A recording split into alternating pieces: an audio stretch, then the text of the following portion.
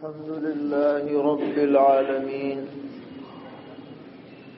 أشهد أن لا إله إلا الله وحده لا شريك له وأشهد أن سيدنا ومولانا محمدا عبده ورسوله صلى الله تبارك وتعالى عليه وعلى آله وأصحابه وذرياته أجمعين أما بعد فعن النواس بن سمعان رضي الله تعالى عنه قال سألت رسول الله صلى الله تعالى عليه وسلم عن البر والإثم فقال رسول الله صلى الله تعالى عليه وسلم البر حسن الخلق والإثم ما حاك في صدرك وكرهت أن يطلع عليه الناس او كما قال علیہ الصلاۃ والسلام۔ محترم بھائیوں اور بزرگوں، ایک صحابی ہیں حضرت نواس بن سمعان رضی اللہ تعالی عنہ، وہ فرماتے ہیں کہ ایک دن میں نے پیغمبر علیہ الصلاۃ والسلام سے سوال کیا کہ نیکی اور گناہ کے بارے میں بتائیے کہ اس کی تعریف کیا ہے، کس چیز کو نیکی کہا جاتا ہے اور گناہ کیا چیز ہے۔ یا آپ یوں کہیے کہ یہ سوال کیا کہ نیکی کی علامت کیا ہے اور گناہ کی پہچان کیا ہے۔ ظاہر ہے کہ یہ بڑا اچھا سوال ہے، تاکہ نیکی کو جان کر آدمی نیک بننے کی کوشش کرے اور گناہ کو پہچان کر اس سے بچنے کی کوشش کرے۔ یہ ایسا سوال ہے کہ جو ہر مومن کے دل میں پیدا ہونا چاہیے، اور اس کا جو جواب پیغمبر علیہ الصلاۃ والسلام نے دیا ہے اسے سمجھ کر یاد رکھنا چاہیے۔ پوری امت کی طرف سے اللہ تعالی ان صحابی رسول حضرت نواس بن سمعان کو جزائے خیر عطا فرمائے کہ انہوں نے اتنا اچھا سوال پیغمبر علیہ السلام سے کیا ہے۔ اب سنیے کہ حضور اکرم صلی اللہ تعالی علیہ وسلم نے اس کا کیا جواب دیا۔ ہم سے اگر کوئی پوچھے کہ بتائیے نیکی کیا ہے تو ہم کیا کہیں گے کہ بھائی نماز پڑھنا نیکی ہے، ذکر کرنا نیکی ہے، روزہ رکھنا نیکی ہے، قرآن پڑھنا کیا ہے نیکی ہے، اور کچھ ایسی چیزیں۔ لیکن پیارے آقا صلی اللہ تعالی علیہ وسلم نے فرمایا البر حسن الخلق، نیکی اچھے اخلاق اپنانے کا نام ہے۔ یعنی سب سے بڑی علامت آدمی کے نیک ہونے کی یہ ہے کہ اس کے اخلاق اچھے ہوں۔ اگر وہ بہت نمازیں پڑھتا ہے، ہر وقت ہاتھ میں تسبیح رکھتا ہے، روزے بھی بہت رکھتا ہے اور جناب جماعت میں بھی جاتا ہے، لیکن زبان اس کی بے قابو ہے، چلتی ہے تو گالیوں کی بھرمار ہوتی ہے، بولتا ہے تو جھوٹ بولتا ہے، بولتا ہے تو لوگوں کی برائیاں کرتا ہے، غیبتیں کرتا ہے، بہتان لگاتا ہے، تو یہ اگرچہ نمازی ہے لیکن نیک نہیں کہلایا جا سکتا، کیونکہ اس کے پاس اچھے اخلاق نہیں۔ اور جو آدمی زیادہ نمازیں تو نہ پڑھے، بس فرض واجب سنت ادا کرے، لیکن لوگوں کے ساتھ اس کا برتاؤ اچھا ہو، کوئی آئے تو اکرام کے ساتھ ملے، زبان میٹھی ہو، معاملات اچھے ہوں، کسی کا حق نہ مارے، کسی کو تکلیف نہ دے، تو یہ آدمی چونکہ اچھے اخلاق سے متصف ہے، یہ ہزاروں بڑے بڑے نمازی پرہیزگار کہلائے جانے والوں سے افضل ہے اللہ کی نظر میں، کیونکہ اس کے پاس اچھے اخلاق۔ البر حسن الخلق، ایک جملے میں پیغمبر علیہ الصلوۃ والسلام نے اتنی بڑی حقیقت بیان فرمائی، یہ کوئی معمولی بات نہیں ہے۔ اچھے اخلاق ہونے کا مطلب کیا ہے؟ ہمارے بعض اکابر نے اس کی تشریح فرمائی ہے کہ اچھے اخلاق ہونے کا مطلب یہ ہے کہ ہماری ذات سے کسی کو تکلیف نہ پہنچے۔ کیا بہترین بات کہی! نہ گھر والوں کو تکلیف پہنچے، نہ پڑوسیوں کو تکلیف پہنچے، نہ رشتہ داروں کو تکلیف پہنچے، نہ ملنے جلنے والوں کو تکلیف پہنچے، حتیٰ کہ جانوروں کو بھی ہم سے تکلیف نہ پہنچے۔ یہ ہے اچھے اخلاق ہونے کی پہچان۔ حالات ایسے آئیں کہ آپ کو ستایا جائے، آپ کو اذیت دی جائے، آپ کو تکلیف پہنچائی جائے، تو جواب تو ہر کوئی دے سکتا ہے، لیکن ان تکلیفوں پر صبر کرنا یہ صرف وہی کرے گا جس کے پاس اچھے اخلاق ہوں۔ برائی کا بدلہ برائی سے تو ہر ایک دے سکتا ہے، کمال تو جب ہے جب برائی کا بدلہ اچھائی سے دو، کمال جب ہے۔ کسی نے ایک مارا، ہم نے 2 مار دیے، کوئی کمال نہیں۔ کمال یہ ہے کسی نے تکلیف پہنچائی، ہم کہہ دیں چلو کوئی بات نہیں، اللہ تعالی ہمیں بھی معاف کرے، تمہیں بھی معاف کرے۔ یہ ہے اچھے اخلاق کی بات۔ سرور عالم جناب رسول اللہ صلی اللہ تعالی علیہ وسلم نے یہی تو اخلاق پیش کیے دنیا کے سامنے کہ لوگ آپ کے قدموں میں گر پڑے، دلوں میں محبت پھیل گئی، ساری دنیا آپ کے سامنے سرنگوں ہو گئی، طاقت کے بلبوتے پر نہیں، اخلاق کے بلبوتے پر۔ البر حسن الخلق، نیکی نام ہے اس بات کا کہ آدمی کا کیریکٹر اچھا ہو، کردار اچھا ہو، سچائی ہو اس کے پاس، امانت داری ہو اس کے پاس، حیا اور شرم ہو اس کے پاس، صبر و تحمل ہو اس کے پاس، بردباری ہو اس کے پاس، یہ آدمی کہلائے گا کہ یہ نیک ہے۔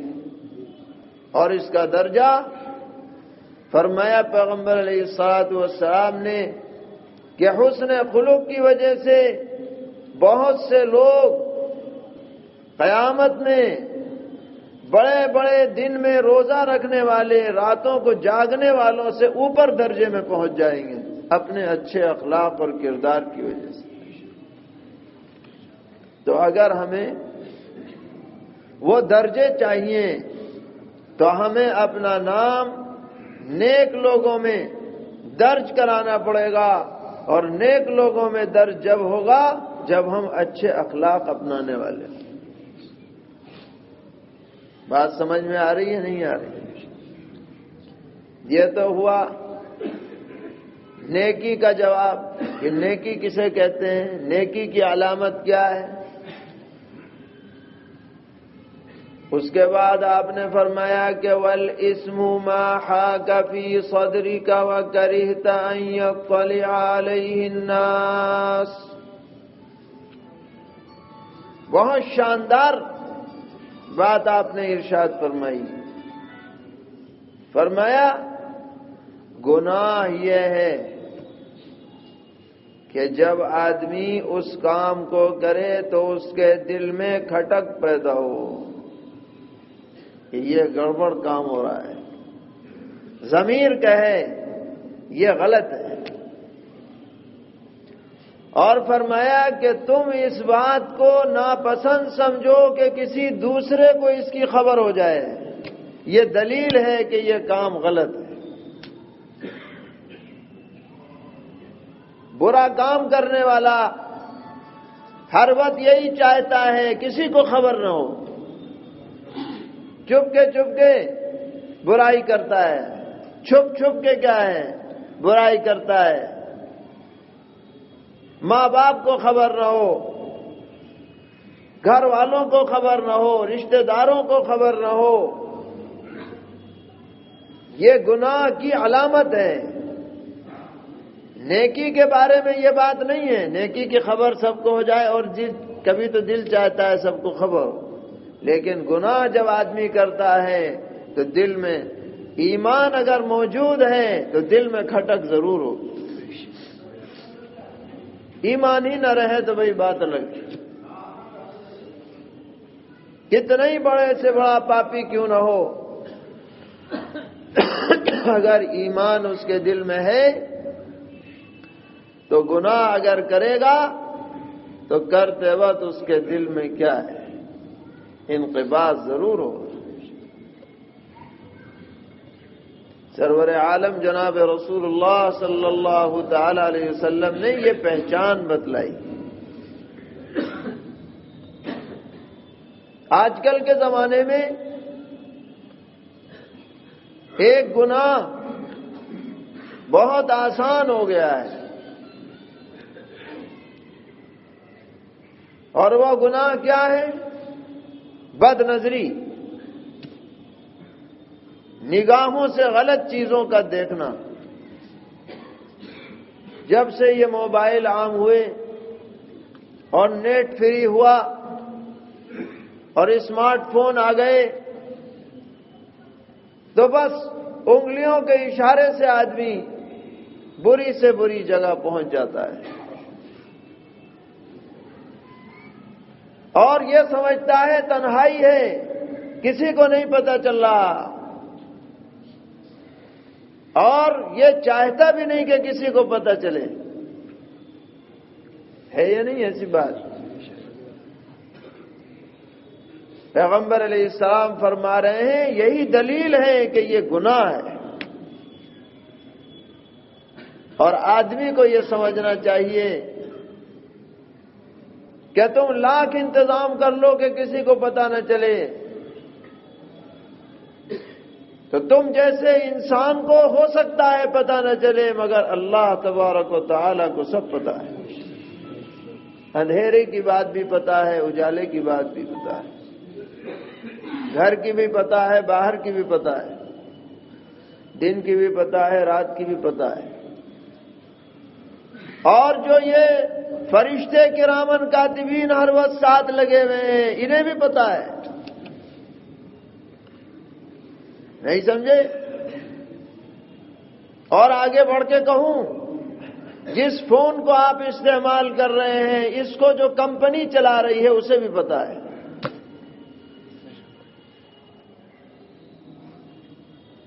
وہ کمپنی والے اگر ڈاٹا نکالنا شروع کر دیں سب پتہ چل جائے گا آپ نے کیا کیا کیا ہے، گوگل والے کو بھی پتہ ہے، اور دیگر جو چیزیں اس کے اندر ہیں، ان میں سارا ریکارڈ ہو رہا ہے۔ اللہ تعالیٰ نے دنیا میں دکھلا دیا کہ ہم نے کہا تھا نا قرآن میں کہ کرامن کاتبین لکھتے ہیں، اب تم نے ایسا آلہ بنا لیا کہ یہ سب محفوظ ہو رہا ہے۔ تو اب عقل مندی کا تقاضا کیا ہے بھائی؟ بتائیے کیا ہے تقاضا؟ ایسا کام ہی کیوں کرو کہ کل افسوس اور ذلت کا سامنا کرنا پڑے؟ ایسا کام ہی کیوں کرو؟ ایسی چیزوں سے بچو، اللہ سے ڈرو، اور اگر ہو گیا تو اب توبہ کر لو، کوئی بات نہیں، اللہ ارحم الراحمین۔ موبائل کے اندر اگر کوئی غلط چیز لوڈ ہے، ڈیلیٹ کر دو، اسے ختم کرو، لعنت بھیجو اس کے اوپر، آئندہ اس سے بچو۔ اس آلے کو اپنے لیے جہنم بنانے کا ذریعہ مت بناؤ، بلکہ ضرورت میں استعمال کرو بس۔ ٹھیک ہے، آپ کو ضرورت ہے استعمال کیجئے، لیکن عذاب کا ذریعہ مت بنائیے۔ تو یہ تو میں نے مثال دی ہے، ورنہ تو پیغمبر علیہ السلام سب چیزوں کے بارے میں جو بھی ایسا کام کرو جس سے دل میں کھٹک ہو، سمجھ لو یہ گناہ ہے، چھوڑ دو اسے۔ جو بھی ایسا کام کہ جس میں یہ ہو کہ بھئی کسی کو پتہ نہ چلے، سمجھ لو گڑبڑ ہے، اس سے بچو۔ تو یہ آپ نے جو علامتیں بتلا دی نیکی اور گناہ کی، ہمیں چاہیے کہ نیکی کے مصداق بنیں اور گناہ سے بچنے والوں میں شامل ہوں۔ کیوں بھائی؟ کوشش کریں گے انشاءاللہ۔ اللہ تعالی ہم سب کو توفیق عطا فرمائے، نفس و شیطان کے شر سے بچائے، دنیا آخرت میں ذلت اور رسوائی سے محفوظ فرمائے۔ وآخر دعوانا ان الحمد للہ رب العالمین۔ اللهم لك الحمد ولك الشكر لا نحصي ثناء عليك أنت كما أثنيت على نفسك فلله الحمد رب السماوات ورب الأرض رب العالمين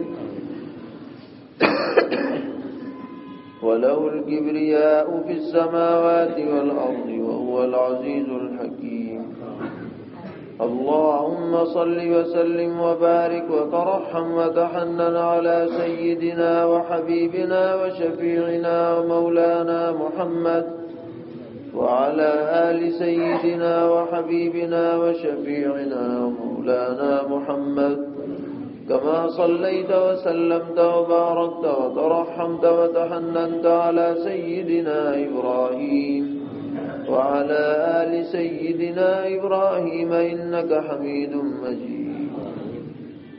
الہ العالمین ہم سب کے گناہوں کو معاف فرما، ہماری غلطیوں سے درگزر فرما، کوتاہیوں سے صرف نظر فرما، عیوب کی ستر پوشی فرما، اپنی رضا اور خوشنودی سے مالا مال فرما، دین پر زندگی دین ہی پر موت عطا فرما، جب تک بھی جینا مقدر ہے دین پر جینا نصیب فرما، جب موت آئے تو حسن خاتمہ عطا فرما، ہم سب کو نیک اور مقبول بندوں میں شامل فرما، ہر قسم کی نافرمانی سے، معصیت سے، منکرات سے ہمیں ہماری نسلوں کو محفوظ فرما، ہم سب کو مرتے دم تک دین پر استقامت عطا فرما، جو کہا سنا گیا ہے اس پر ہمیں خود عمل کرنے کی توفیق عطا فرما، نفاق و شقاق سے ہمارے دلوں کو پاک فرما، حسد سے، بغض سے، عداوت سے ہمارے دلوں کو صاف فرما، ایمان والا دل، ایمان والی زندگی، ایمان والے اخلاق اور صفات نصیب فرما۔ الہ العالمین ہمارے مرحومین کی مغفرت فرما، بیماروں کو شفا عطا فرما، قرض داروں کے قرضوں کی ادائیگی کا غیب سے انتظام فرما، پریشان حالوں کی پریشانیوں کو دور فرما، مصیبت زدوں کی حاجت روائی فرما، الہ العالمین جو کچھ ہم نے مانگا ہے وہ بھی عطا فرما، جو نہیں مانگا ہمارے لیے خیر ہے وہ بھی عطا فرما۔ تمام دینی اداروں، جماعتوں، تنظیموں کی حفاظت فرما، ان سے وابستہ افراد کی حفاظت فرما۔ ملت اسلامیہ میں اتحاد و اتفاق پیدا فرما، انتشار سے، اختلافات سے، فتنوں سے حفاظت فرما۔ الہ العالمین ہمارے ناقص کاموں کو مکمل فرما، بگڑے ہوئے کاموں کو درست فرما۔ ہمارے اساتذہ، والدین، مشائخ، اعزاء، اقرباء، محبین، متعلقین، محسنین، معاونین سب کے لیے خیر کے فیصلے فرما۔ صلی اللہ تعالی علیہ۔